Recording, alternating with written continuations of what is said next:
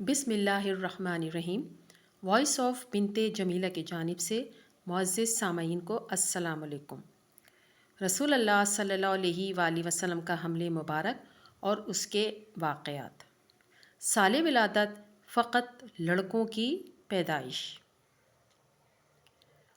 رسول اکرم صلی اللہ علیہ وآلہ وسلم کے استقرار حمل کی برکات میں سے یہ برکت بھی لوگوں کو میسر آئی کہ جس سال رسول اکرم صلی اللہ علیہ وآلہ وسلم کا استقرار حمل ہوا اس میں تمام ہی حاملہ عورتوں کو لڑکوں کی نعمت سے نوازا گیا۔ صاحب حلبیہ نقل کرتے ہوئے تحریر فرماتے ہیں، حضرت کی کرامت اور شرف کی وجہ سے اس سال اللہ تعالیٰ نے تمام دنیا کی عورتوں کو حکم دیا کہ وہ نر بچے یعنی لڑکے پیدا کریں۔ انہی برکتوں کو بیان کرتے ہوئے حضرت سیدہ آمنہ کے حوالے سے علامہ ابن حجر ہیثمی شافعی تحریر فرماتے ہیں، حضرت سیدہ آمنہ فرماتی ہیں کہ جب نور محمدی میرے صدف میں رجب کے مہینے میں رونق افروز ہوا تو میں اپنے گھر میں آرام کر رہی تھی۔ میں نے خواب میں دیکھا کہ ایک مرد جس کے چہرے سے خوبصورتی اور جسم سے بہترین خوشبو نیز انوار و تجلیات ظاہر تھے، وہ مجھ سے کہنے لگا، مرحبا یا محمد صلی اللہ علیہ وآلہ وسلم۔ میں نے ان سے دریافت کیا، آپ کون ہیں؟ انہوں نے ارشاد فرمایا، میں ابو البشر آدم ہوں۔ میں نے پوچھا، آپ کس لیے تشریف لائے ہیں؟ فرمایا، اے سیدہ آمنہ، تمہیں مبارک ہو کہ تم بنی نوع انسان کے سردار اور قبیلہ ربیہ اور مظہر کے افتخار سے فیض یاب ہو۔ جب دوسرا مہینہ آیا تو اسی طرح ایک کامل شخص میرے خواب میں آیا اور کہنے لگا، السلام علیکم یا رسول اللہ صلی اللہ علیہ وآلہ وسلم۔ میں نے کہا، آپ کون ہیں؟ تو انہوں نے فرمایا، میں حضرت شیس ہوں۔ میں نے کہا، آپ علیہ السلام کیا ارادہ رکھتے ہیں؟ فرمایا، اے سیدہ آمنہ، تمہیں مبارک ہو کہ تم صاحب تعویل و حدیث سے فیض یاب ہو۔ جب تیسرا مہینہ آیا تو اسی طرح ایک اور آدمی میرے خواب میں آیا اور کہنے لگا، السلام علیکم یا نبی صلی اللہ علیہ وآلہ وسلم۔ میں نے پوچھا، آپ کون ہیں؟ فرمایا، میں حضرت ادریس ہوں۔ میں نے پوچھا، آپ کیا چاہتے ہیں؟ فرمایا، اے سیدہ آمنہ، تمہیں مبارک ہو، تمام نبیوں کے سردار سے فیض یاب ہو۔ جب چوتھا مہینہ آیا ماقبل اشخاص کی طرح ایک اور شخص میرے خواب میں آیا اور کہنے لگا، السلام علیکم یہ حبیب اللہ صلی اللہ علیہ وآلہ وسلم۔ میں نے پوچھا، آپ کون ہیں؟ فرمایا، میں حضرت نوح ہوں۔ میں نے، آپ کیا چاہتے ہیں؟ تو فرمایا، اے سیدہ آمنہ، تمہیں مبارک ہو کہ تم صاحب نصر و فتح سے فیض یاب ہو۔ جب پانچواں مہینہ آیا تو اسی طرح ایک اور شخص میرے خواب میں آیا اور کہنے لگا، السلام علیکم یا صفوت اللہ صلی اللہ علیہ وآلہ وسلم۔ میں نے پوچھا، آپ کون ہیں؟ تو فرمایا، میں حضرت ہود ہوں۔ میں نے کہا، آپ کیا چاہتے ہیں؟ فرمایا، اے سیدہ آمنہ، تمہیں مبارک ہو، تم اس بنی مکرم سے فیض یاب ہو جو قیامت کے دن شفاعت کبریٰ کے مالک ہوں گے۔ جب چھٹا مہینہ آیا تو اسی طرح کے ایک بزرگ خواب میں میرے پاس آئے اور کہنے لگے، السلام علیکم یا رحمۃ اللہ صلی اللہ علیہ وآلہ وسلم۔ میں نے پوچھا، آپ کون ہیں؟ تو فرمایا، میں حضرت ابراہیم ہوں۔ میں نے پوچھا، آپ کیا چاہتے ہیں؟ تو فرمایا، اے سیدہ آمنہ، تمہیں مبارک ہو کہ صاحب جلال نبی سے فیض یاب ہو۔ جب ساتواں مہینہ آیا تو اسی طرح ایک اور شخص میرے خواب میں آئے اور کہنے لگے، السلام علیکم یا من اختار اللہ صلی اللہ علیہ وآلہ وسلم۔ میں نے پوچھا، آپ کون ہیں؟ فرمایا، میں حضرت اسماعیل ذبیح اللہ ہوں۔ میں نے پوچھا، آپ کیا چاہتے ہیں؟ تو فرمایا، تمہیں مبارک ہو آمنہ، تم بہترین اور ملی حسن والے نبی سے فیض یاب ہو۔ جب آٹھواں مہینہ آیا تو اسی طرح ایک شخص میرے خواب میں آئے اور کہنے لگے، السلام علیکم یا خیرت صلی اللہ علیہ وآلہ وسلم۔ میں نے پوچھا، آپ کون ہیں؟ تو فرمایا، میں حضرت موسیٰ بن عمران ہوں۔ میں نے کہا، آپ کیا چاہتے ہیں؟ تو فرمایا، اے سیدہ آمنہ، تمہیں مبارک ہو، تم اس نبی معظم سے فیض یاب ہو جس پر قرآن مجید نازل ہوگا۔ جب نواں مہینہ آئے تو اسی طرح ایک شخص میرے خواب میں آئے اور کہنے لگے، السلام علیکم یا خاتم الرسول صلی اللہ علیہ وآلہ وسلم۔ آپ کے ظہور کا وقت مجھ سے قریب تر ہے۔ میں نے پوچھا، آپ کون ہیں؟ فرمایا، میں حضرت عیسیٰ بن مریم ہوں۔ میں نے کہا، آپ کیا چاہتے ہیں؟ تو فرمایا، اے سیدہ آمنہ، تمہیں مبارک ہو، تم نبی مکرم اور رسول معظم سے فیض یاب ہو، تم سے تمام تکالیف اور مصائب اور آلام دور کر دیے گئے۔ آپ صلی اللہ علیہ وآلہ وسلم کی ولادت سے جہاں ہر طرف نعمتوں اور برکتوں کا اظہار ہوا، وہاں دوسری طرف ان برکات و ثمرات سے نبوی خاندان بھی خوب لطف اندوز ہوا۔ آپ کے محترم والد ہوں یا والدہ، خواہ قریبی رشتہ دار ہوں یا دور کے، یہاں تک کہ دوست ہوں یا دشمن، تمام ہی آپ کی ولادت باسعادت کے انعام اور کرامات سے بہرہ مند ہوئے۔ حضرت عبداللہ کا خواب۔ رسول اکرم صلی اللہ علیہ وآلہ وسلم کی ولادت مبارک کے ابتدائی مرحلہ یعنی حمل مبارک کے ذکر سے پہلے ضروری ہے کہ چند باتیں آپ کے والدین کے نکاح کے حوالے سے کی جائیں کہ رسول اکرم کی ولادت کا اولین ذریعہ آپ کے والدین کریمین ہیں۔ حافظ نیشا پوری نے ذکر کیا کہ بے شک نور نبی جب حضرت عبداللہ میں منتقل ہوا تو ان کے چہرے اقدس میں چمکتا تھا، ان کے منہ مبارک سے مشک اذفر کی خوشبو آتی تھی۔ اہل مکہ آپ کے وسیلے سے بارش مانگتے تو ان کی دعا قبول اور مقبول ہوتی۔ ایک موقع پر آپ مقام ہجر میں سوئے ہوئے تھے کہ اچانک اس حال میں بیدار ہوئے کہ آپ کی آنکھوں سے سرما اور بالوں میں تیل لگا ہوا تھا، جاذب نظر اور خوبصورت لباس زیبتن کیے ہوئے تھے۔ آپ کو یہ سب کرنے والے کا علم ہرگز نہ تھا۔ یہ دیکھ کر آپ حیران ہو گئے۔ آپ اپنے والد محترم حضرت عبد المطلب کے ساتھ قریش کے کاہنوں کے پاس گئے، انہیں تمام ماجرا بتایا۔ انہوں نے سن کر کہا، بلا شبہ آسمانوں کا رب اس نوجوان کو شادی کرنے کا حکم دیتا ہے۔ اس طرح آپ ایک اور موقع پہ مقام ہجر میں سو رہے تھے تو آپ نے خواب دیکھا اور کسی کاہن کو بتایا۔ اس نے جواب دیا، اگر آپ کا خواب سچا ہے تو آپ کی پشت مبارک سے ایک ایسی ذات اقدس کا ظہور ہوگا جس پر آسمانوں زمین والے ایمان لائیں گے، اور وہ لوگوں کے لیے واضح علم و ہدایت نشانی ہوگا۔ اس وقت حضرت عبداللہ کی عمر 18-20 سال کے قریب تھی۔ عنفان شباب کا عالم، چہرے پر تقویٰ پرسائی کے انوار کا ہجوم تھا۔ سدھا نرگسیں آنکھیں قدموں میں بچھانے کے لیے بے چین رہتی، بات تو حسن کی وجہ سے خود ہی نکاح کی پیشکش کر دیتی، اور بات ماقبل کتب میں بیان کردہ نور نبوت کا جلوہ دیکھ کر ایسا کرتی جیسے کہ ام القتال نامی عورت اور فاطمہ بنت مرامی عورت نے کیا۔ لیکن حضرت عبداللہ ہمیشہ انکار فرما دیا کرتے تھے۔ رسول اللہ صلی اللہ علیہ وآلہ وسلم کے والدین کا نکاح۔ قدرت نے حضرت عبداللہ اور حضرت آمنہ کو نکاح کا موقع مہیا کیا، اور رسول مکرم کے دادا محترم حضرت عبد المطلب نے اپنے لخت جگر کا نکاح حضرت آمنہ سے کر دیا۔ چنانچہ اس حوالے سے مسعود بن مخزومہ اور ابو جعفر محمد بن علی بن حسین یہ روایت کرتے ہیں کہ سیدہ آمنہ بنت وہب بن عبد مناف بن زہرہ بن کلاب اپنے چچا وہیب بن عبد مناف بن زہرہ کی تربیت میں تھی۔ عبد المطلب بن ہاشم بن عبد مناف بن قصی اپنے بیٹے حضرت عبداللہ یعنی ابو نبی کو لے کر ان کے ہاں گئے اور ان کے لیے سیدہ آمنہ بنت وہب کی خواستگاری کی۔ چنانچہ نکاح ہو گیا۔ اس مجلس میں خود اپنے لیے حضرت عبد المطلب بن ہاشم نے وہیب کی بیٹی حالہ کی خواستگاری کی اور یہ نکاح بھی ہوا۔ عبداللہ بن عبد المطلب نے جب سیدہ آمنہ بنت وہب سے نکاح کیا تو وہیں 3 دن بسر کیے، کیونکہ ان لوگوں میں یہ قاعدہ تھا کہ نکاح کے بعد بیوی کے پاس جاتے تو 3 دن تک اسی گھر میں رہتے۔ یوں آپ کے والدین کے ارمین کا نکاح ہوا، اور آپ کے والد محترم حضرت عبداللہ نکاح کے 3 بعد تک مدینہ میں موجود رہے، حضرت آمنہ کے گھر یعنی اپنے سسرال میں رہے۔ استقرار حمل مبارک۔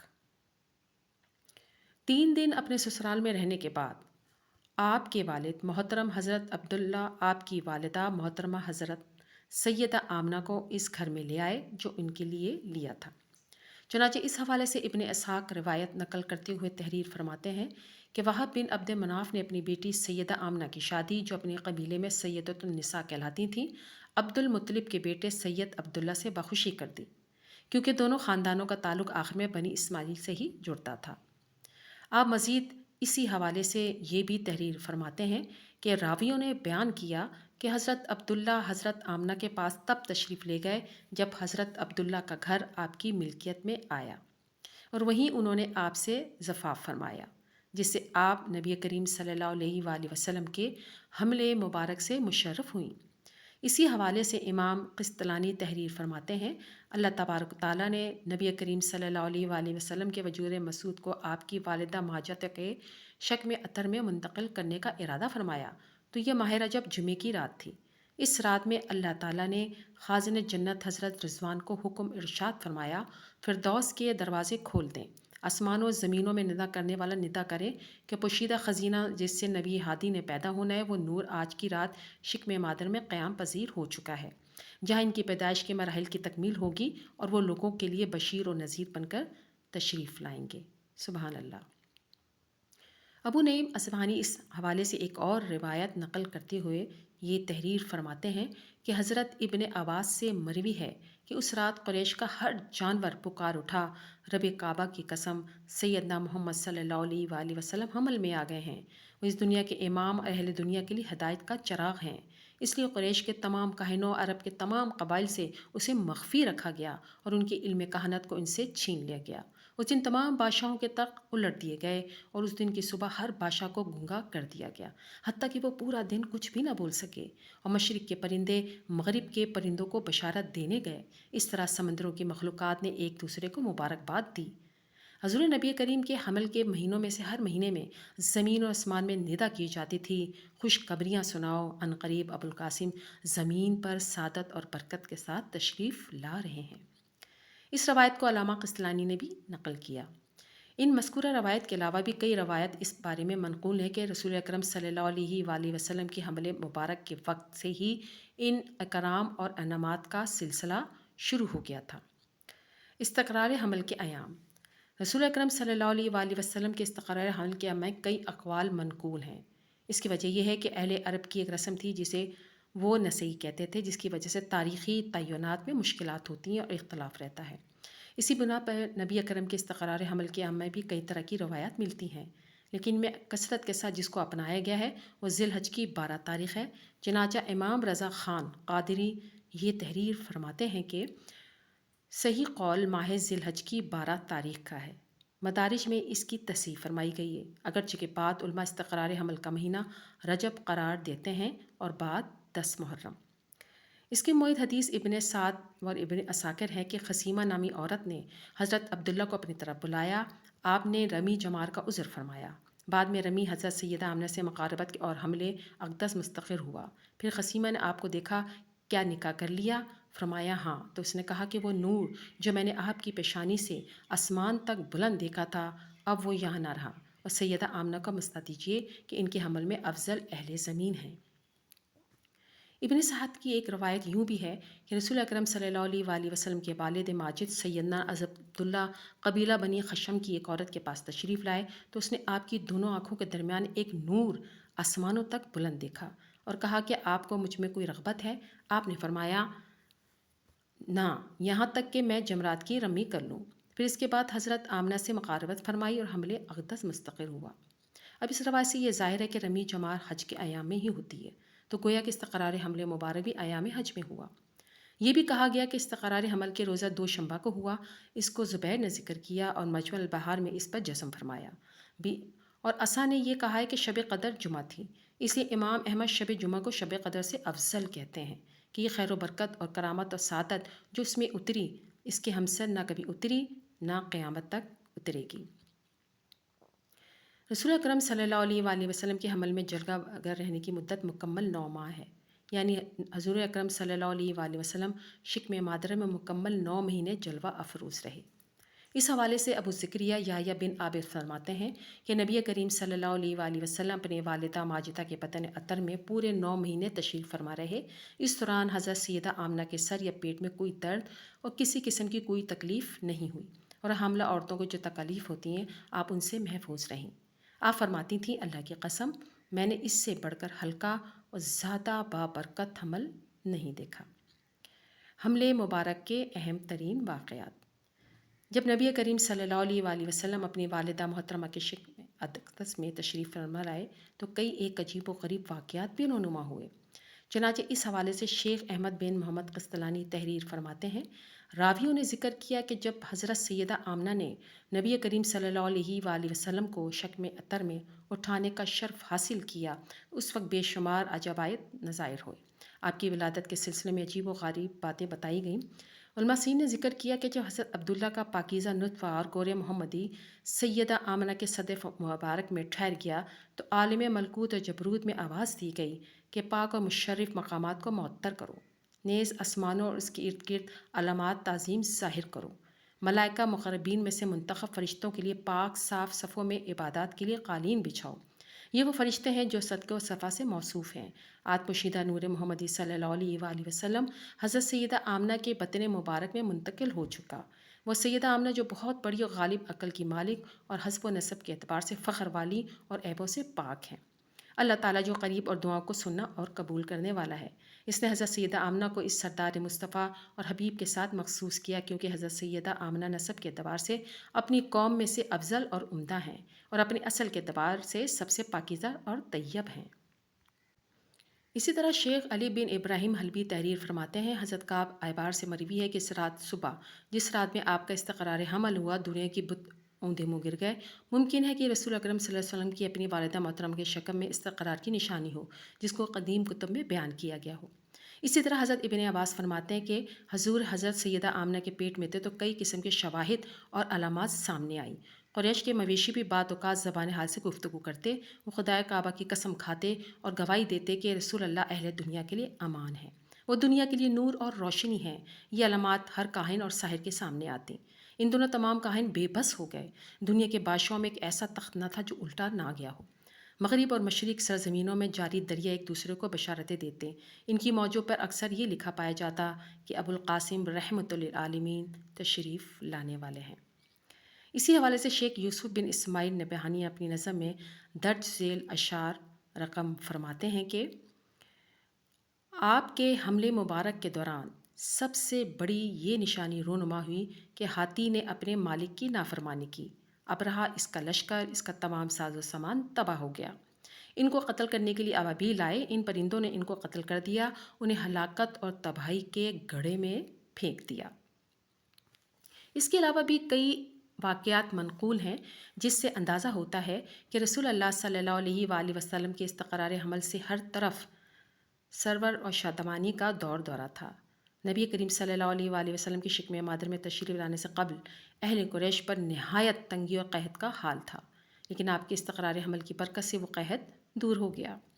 اسی حوالے سے شیخ احمد بن محمد قسطلانی تحریر فرماتے ہیں کہ اس وقت قریش انتہائی سخت قحط سے دوچار تھے اور کافی تنگی میں تھے، تو اس حملے مبارک کی برکت سے زمین سرسبز ہو گئی، درختوں پر پھل آ گئے، اور اس خوشحالی کے باعث ان کے پاس ہر جگہ سے مال و دولت آنے لگے۔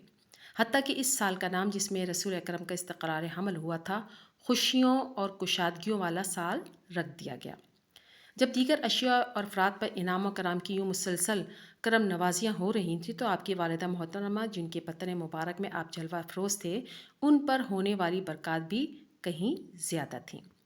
انہی برکات و ثمرات کے حوالے سے صاحب سیرت حلبیہ تحریر فرماتے ہیں کہ جنابہ سیدہ آمنہ فرمایا کرتی تھیں کہ جب حمل کے 6 مہینے گزر گئے تو میں نے خواب میں ایک شخص کو دیکھا جس نے مجھ سے یہ کہا، سیدہ آمنہ، تمہارے پیٹ میں جو بچہ ہے وہ افضل العالمین ہے، جب وہ پیدا ہو تو محمد صلی اللہ علیہ وآلہ وسلم نام رکھنا، اور یہ راز کسی سے نہ کہنا۔ ابن عباس سے روایت ہے کہ جناب سیدہ آمنہ کے شکم میں حضور اکرم کے استقرار کی دلیل یہ تھی کہ قریش کے تمام جانور اس رات بولنے لگ گئے اور کہنے لگے کہ محمد رسول اللہ صلی اللہ علیہ وآلہ وسلم ماں کے شکم اطہر میں منتقل ہو گئے ہیں۔ اسی حوالے سے سیرت ابن اسحاق میں امام ابن اسحاق نقل کرتے ہیں، جب سیدہ آمنہ بنت وہب رسول اللہ کی والدہ محترمہ فرمایا کرتی تھیں کہ جب آپ میرے پیٹ میں تھے تو مجھے بارہا کہا گیا تمہارے پیٹ میں اس قوم کا سردار ہے۔ جب ولادت کا وقت قریب آیا تو یوں کہنا کہ میں اسے ہر حاسد کے شر سے خدائے واحد کی پناہ میں دیتی ہوں۔ رسول اکرم کے استقرار حمل سے ہی برکات اور انعامات کا سلسلہ تواتر کے ساتھ شروع ہو گیا۔ ابن زمع اپنی پھپھی سے روایت کرتے ہیں کہ انہوں نے یہ فرمایا کہ ہم سنا کرتے تھے کہ حضرت سیدہ آمنہ نے جس وقت سے رسول اللہ کو حمل میں لیا تو وہ کہتی تھی کہ مجھے حمل کی مشقت اور اس کا بوجھ محسوس ہی نہیں ہوا جیسے کہ دیگر عورتوں کو ہوا کرتا ہے، اور فرماتی کہ کوئی آنے والا میرے پاس آیا جبکہ میں نیم خوابی میں تھی اور کہنے لگا تمہیں حمل کی تکلیف محسوس ہو رہی ہے؟ تو گویا میں نے اس سے کہا مجھے کچھ معلوم نہیں، تو آنے والا کہتا بے شک تم اس امت کے نبی اور سردار کی والدہ ہو، جب یہ پیدا ہو جائیں تو ان کا نام محمد صلی اللہ علیہ وآلہ وسلم رکھنا، اور یہ پیر کا دن تھا۔ مواہب کی نقل کردہ روایت میں یہ زیادتی بھی ہے کہ فرشتے نے حضرت سیدہ آمنہ سے کہا کہ جب بچے کی ولادت ہو تو اس کا نام نامی محمد رکھنا اور ان کی گرد مبارک میں یہ لٹکا دینا۔ آپ فرماتی ہیں کہ جب میں بیدار ہوئی تو میرے پاس ایک کاغذ پڑا ہوا تھا جس پر لکھا ہوا تھا، میں اسے خدا یکتا کی پناہ میں دیتی ہوں، ہر حاسد کے شر سے، میں کھڑے ہونے والے پیغام لانے والے مخلوق میں سے زائد کے شر سے، راہ راست سے ہٹنے کے شر سے، فساد کے لیے کوشش کرنے والے کے شر سے، پھونک مارنے والے، گرہ لگانے والے، ہر سرکش مخلوق کے شر سے، وہ انہیں کمین گاہوں سے پکڑ لیتا ہے، سارے گھاٹوں کے راستوں سے۔ اسی طرح ان روایت کو ابن کثیر نے بھی نقل کیا ہے، جس میں یہ زیادتی کی ہے کہ اس نومولود کی نشانی یہ ہوگی کہ اس کے ساتھ ایک نور نکلے گا جس سے ملک شام میں بصرہ کے محلات بھر جائیں گے۔ قاضی بیزاروی کا قول ہے کہ واقعہ فیل انہی عجیب و غریب واقعات میں تھا جو نبوت کے قریب کے زمانے میں پیش آیا کرتے ہیں، کیونکہ واقعہ فیل اسی سال پیش آیا جس میں حضرت صلی اللہ علیہ وآلہ وسلم پیدا ہوئے۔ اس لیے کتاب ہدی میں علامہ ابن قیم کہتے ہیں کہ اللہ تعالیٰ کی عادت یہ ہے کہ وہ بڑے بڑے اور عظیم و شان امور سے پہلے ان کے مقدمے ظاہر فرمایا کرتا ہے۔ حضرت عبداللہ کا یثرب میں انتقال۔ جب حمل کے 2 مہینے پورے ہو گئے تو حضرت عبداللہ مدینے میں اپنے ننھیال بنی نجار میں وفات پا گئے اور ابوا میں دفن ہوئے۔ ابن عباس راوی ہے کہ جب حضرت عبداللہ فوت ہو گئے تو فرشتوں نے کہا، اے خدا، تیرا نبی تو در یتیم ہو گیا۔ اللہ رب العزت نے فرمایا کہ ہم اس کے نگہبان اور مددگار ہیں۔ اسی طرح ابن اسحاق سے روایت ہے کہ تھوڑا ہی عرصہ گزرا تھا کہ حضرت عبداللہ بن عبد المطلب کا انتقال اس حال میں ہوا کہ حضرت سیدہ آمنہ ابھی حاملہ ہی تھیں۔ بعض روایتوں سے یہ بھی معلوم ہوتا ہے کہ قدیم کتابوں میں جہاں آپ کی آمد کی خبریں ہیں، وہیں اس بات کو بھی آپ کی نبوت کی علامتوں میں سے ایک علامت بتایا گیا ہے کہ آپ کے والد کا انتقال آپ کی ولادت سے پہلے ہی ہو جائے گا، اور اس طرح حضرت صلی اللہ علیہ وآلہ وسلم در یتیم ہونے کی نشان مکمل طریقے پر پائی جائے گی۔ روایت ہے کہ حضرت عبد المطلب نے حضرت عبداللہ کی بیماری کی خبر سن کر اپنے بیٹے زبیر کو ان کے پاس بھیجا جو حضرت عبداللہ کے سگے بھائی تھے، اور یہ کہ حضرت عبداللہ کی وفات مدینے میں زبیر کے سامنے ہی ہوئی۔ ان کو وہاں تابع والے مکان میں دفن کیا گیا۔ حضرت بی بی سیدنا آمنہ نے ان کی وفات پر یہ شعر کہے، بنو ہاشم سے وادی بطحا کا کنارہ خالی ہو گیا، وہ ایسی قبر میں چلے گئے جو ان کے گھر والوں سے دور ہے۔ موت نے ان کو بلایا تھا، انہوں نے قبول کیا، اور موت نے اس ہاشمی نوجوان جیسا کوئی نہیں چھوڑا۔ جس رات وہ ان کی چرپائی اٹھائے جا رہے تھے تو بھیڑ کی وجہ سے وہ ایک دوسرے کو مشکل سے پکڑاتے تھے۔ اگرچہ موت اور ان کے حادثات نے ان کو غفلت میں آ لیا، لیکن وہ بہت زیادہ عطیات دینے والے اور بہت زیادہ رحم کرنے والے تھے۔ حضرت ابن عباس سے مروی ہے کہ جب حضرت عبداللہ کا انتقال ہوا تو فرشتوں نے کہا، اے ہمارے معبود اور اے ہمارے سردار، تیرا نبی در یتیم رہ گیا۔ اللہ تعالیٰ نے فرمایا، میں اس کا محافظ اور مددگار ہوں۔ حضرت امام جعفر صادق سے پوچھا گیا، نبی اکرم کو والدین سے کیوں در یتیم بنایا گیا؟ انہوں نے فرمایا، اس لیے کہ آپ پر مخلوق کا کوئی حق نہ ہو۔ ابو حیان محمد بن یوسف اندلسی نے بھی اس بات کو اپنی کتاب میں نقل کیا ہے۔ رسول اللہ صلی اللہ علیہ وآلہ وسلم اولین اور اکلوتی اولاد۔ ابن جوزی کہتے ہیں کہ حضرت عبداللہ کی شادی حضرت آمنہ کے سوا کبھی کسی سے نہیں ہوئی۔ اسی طرح حضرت آمنہ کی شادی حضرت عبداللہ کے سوا کبھی کسی سے نہیں ہوئی۔ حضرت سیدہ آمنہ کو حضرت صلی اللہ علیہ وآلہ وسلم کے سوا کبھی کوئی حمل نہیں ہوا۔ رسول مکرم جب اپنی والدہ محترمہ کے شکم اقدس میں منتقل ہوئے تو اس وقت تمام عالم کائنات نے خوشی کا اظہار کیا اور تمام مخلوقات نے ایک دوسرے کو اس کی مبارکباد دی۔ اس طرح حضرت سیدہ آمنہ نے بھی کئی ایک عادات، واقعات اور مناظر بھی دیکھے جن سے آپ کو اس بات کا کامل یقین ہو گیا کہ آپ کے شکم اقدس میں اس جہاں کا سب سے بہترین مولود پرورش پا رہا ہے۔ قتال کے بھائی ورقہ بن نوفل نے نصرانی مذہب اختیار کر لیا تھا اور کتب سوائیہ کا مطالعہ کیا کرتے تھے۔ ان کو اس مطالعے سے ہی معلوم ہوا تھا کہ اس امت میں اولاد اسماعیل سے ایک نبی آخر الزماں صلی اللہ علیہ وآلہ وسلم کا ظہور ہونے والا ہے۔ قتال نے اپنے بھائی سے حاصل شدہ معلومات کے مطابق معلوم کر لیا کہ آخری نبی کے والد گرامی یہی ہیں، اور ان کی پیشانی میں جس نور کا ظہور ہے وہ اسی نور مجسم ہی کا ہے۔ اہل عرب کے ہاں دور جاہلیت میں 4 مہینے محترم تھے جو کہ ابتدا ہی سے محترم شمار کیے جاتے تھے، لیکن نسی کی رسم و عادت کی وجہ سے وہ لوگ اپنے حساب سے ان کی گنتی کو آگے پیچھے کر دیا کرتے تھے، جس سے ان کا مقصد اپنے منافع کو پانا ہوتا تھا۔ اس روایت کے ظاہری الفاظ سے یہ بھی پتہ چلتا ہے کہ حضرت آمنہ کو اپنے حاملہ ہو جانے کا علم اس فرشتے کے بتانے پر ہی ہوا۔ اس سے پہلے تک انہیں اس کا علم نہیں تھا۔ اس لیے کہ ان کی کوئی ایسی علامت محسوس نہیں ہوئی جس سے وہ یہ سمجھ سکتی، کیونکہ انہیں کسی قسم کا بوجھ اور تھکن کا احساس بھی نہ ہوا۔ ادھر ان کی یہ بھی عادت تھی کہ ان کا حیض اکثر رک جایا کرتا تھا اور متعین دنوں میں غائب ہو جانے کے بعد دوبارہ شروع ہو جایا کرتا تھا۔ نہ ہی انہوں نے اس طرف توجہ کی کہ حضرت عبداللہ رضی اللہ تعالیٰ عنہ کے چہرے پر جو نور تھا وہ حمل ہو جانے کے بعد وہاں سے نکل کر خود ان کے چہرے میں منتقل ہو گیا تھا، جیسے کہ ان کے متعلق بعض علماء نے بیان کیا ہے۔ ان بعض حضرات نے لکھا ہے کہ جب یہ نور حضرت عبداللہ رضی اللہ تعالیٰ عنہ کے چہرے سے جدا ہوا تو حضرت آمنہ رضی اللہ تعالیٰ عنہ کے چہرے میں منتقل ہو گیا۔ اس سونے جاگنے کی حالت میں جو نور حضرت آمنہ کے جسم سے نکلا تھا وہ ان کو نہیں محسوس ہو سکا، اس لیے کہ وہ خود حمل نہیں تھا بلکہ حمل کے علاوہ محض نور تھا جو اس حمل سے نکلا تھا۔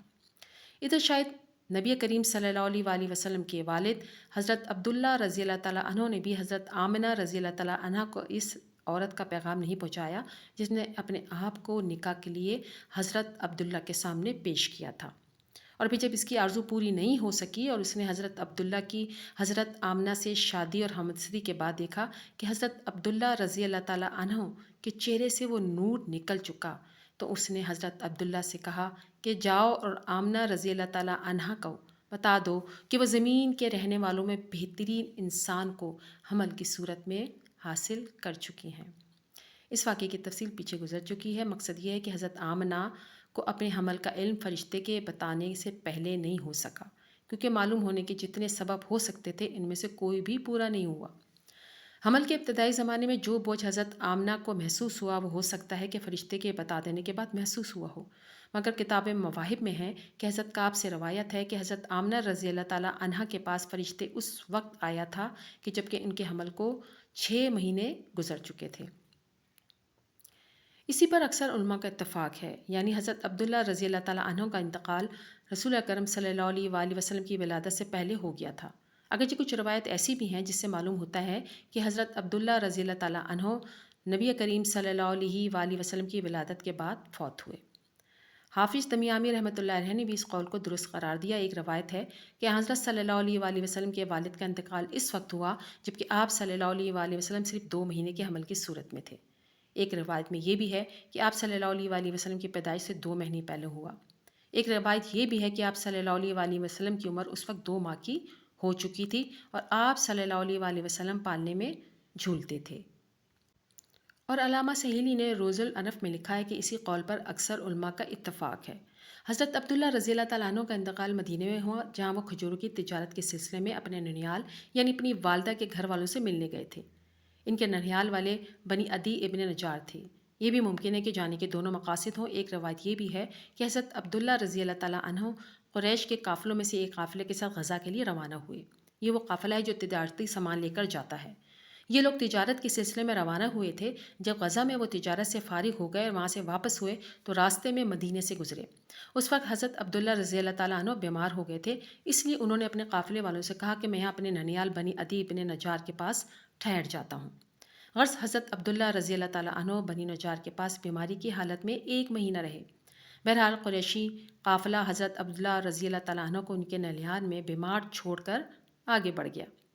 جب یہ مکہ پہنچا تو ان لوگوں میں سے حضرت عبداللہ رضی اللہ تعالیٰ عنہ کے والد عبد المطلب نے بیٹے کے متعلق دریافت کیا۔ قافلے والوں نے بتایا کہ ہم نے ان کو بیماری کی حالت میں ان کے ننیال بنی عدی ابن نجار کے پاس چھوڑا ہے۔